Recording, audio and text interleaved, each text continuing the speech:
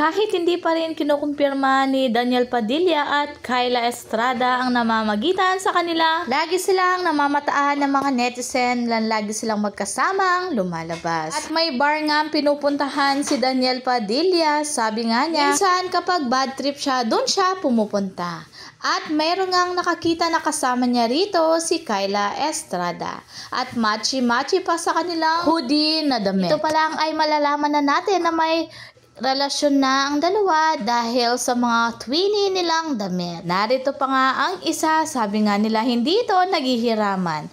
Talagang niregalo nila sa isa't isa or gusto lang talaga nilang maging twinny. Gustong gusto ko talaga si Kyla, ang astig, talented din niya sa pagkanta. Naggigitara din siya, siguro magka-vibe sila ni Daniel. At ito pa nga, simple lang si Kai pati sa pananamit. Sobrang bagay sila. May Kanye sumakses ako nang matagal ko nang hinihinantay ito.